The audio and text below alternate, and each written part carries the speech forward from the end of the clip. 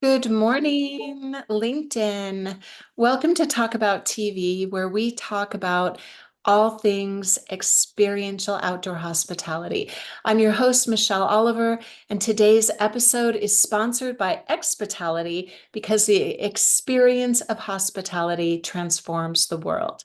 Each Friday, I show up here to share something that I've learned throughout the week while working in this sector with a hope that it will inspire you to reflect on your own life and business in ways that ignite new possibilities for you. This week, I learned some things from my personal experience that, as so often is the case, can be applied to business. So 2 days ago, I'm moving into the heart of Cherry Creek North in Denver, leaving beautiful Fort Collins, Colorado behind, at least for now. And I find myself right in the middle of the Pareto principle and then some. The Pareto principle, also known as the 80-20 rule, which, as I'm sure you know, states that 80% of results flow from 20% of causes. For example, in business, we learn to distinguish, often through pain, the vital few from the insignificant many, and then we focus our efforts right there. That could mean that you prioritize the top 20% of customers who seem to always generate 80% of your profits, or the top 20% of products that account for 80% of your sales. And we can go on and on with it with examples. In the case of my move, which some people refer to as downsizing, minimizing, scaling down, paring down, simplifying, you get the idea. I far surpassed the 80-20 mark and sailed right into 95-5, keeping only what I qualify as essential. And I let go of 95% of my clothes, sentimental items, books, kitchen gadgets, and I mean everything. And I moved into what I consider a very tiny place.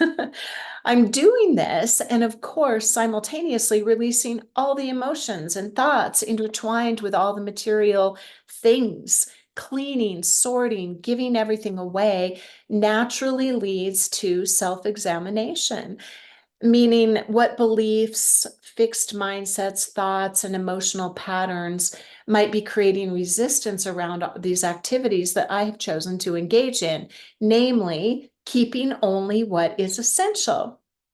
And the only really difficult thing for me leaving this location of Fort Collins is departing from the proximity to nature, where twice a day I had access from my home to running and hiking trails, Horsetooth Reservoir, biking, beautiful basketball courts I could play on in the dark, all of these things which really nurtured my life. And now it's city parks and sidewalks and boutique shops and restaurants and coffee shops and all that kind of stuff, which is great. It's just different. But I am forced in letting go of so many things.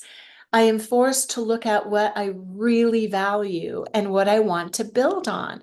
And I notice I'm more aware of what matters to me, even in a few days, because it's kind of a big deal process to go through. And as I become more aware of what really matters to me, it makes it easier to focus on those things and therefore become more committed to those things. And as I do that, doubt and hesitation that I've carried around these items just seems to be drifting away, which is really interesting. And okay, so the really difficult thing comes with this organic realization that I also needed to let go of relationship clutter, expectation clutter, and set really firm boundaries. If you work in hospitality, I challenge you to tell me that this isn't a difficult one for you. Excuse me, that the heart for hospitality often carries with it people pleasing issues. attachment issues and all kinds of reasons why these hardworking frontline workers are able to give relentlessly. I've heard it just repeatedly. I hear very similar stories, which could be a very interesting topic for another time. But essentialism involves identifying what is truly vital and eliminating the rest. So that then applies to activities in business and individuals, friends, acquaintances, all of that. This approach obviously is going to reduce mental overload. And that's what I feel is happening for me, allowing me to concentrate more on what brings real value.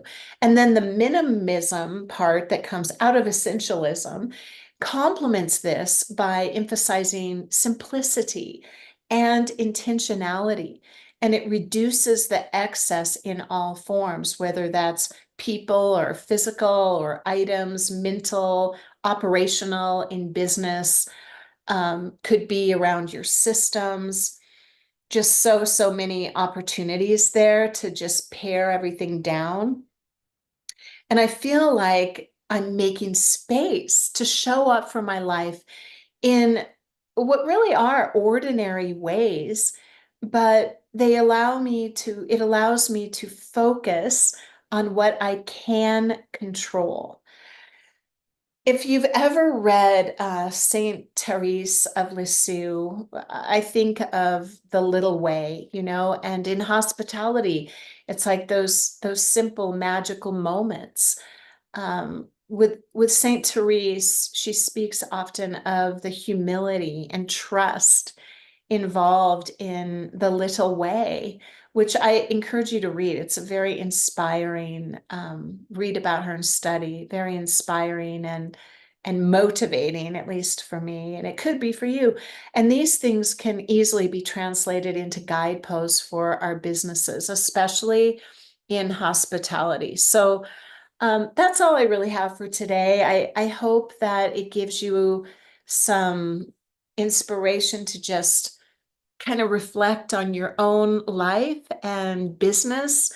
I've been thinking about this a lot in business, is where can I provide the most value, and how do I create the environment within which I can really show up in my strength and not be constantly distracted by things that do just that, constantly distract me. So I'm wishing you a wonderful weekend, and I will be out exploring, trying to find the steep hills where I can sprint and some of the old parks that I used to live in this area pre-children, so it's kind of interesting to come around like full circle in a way.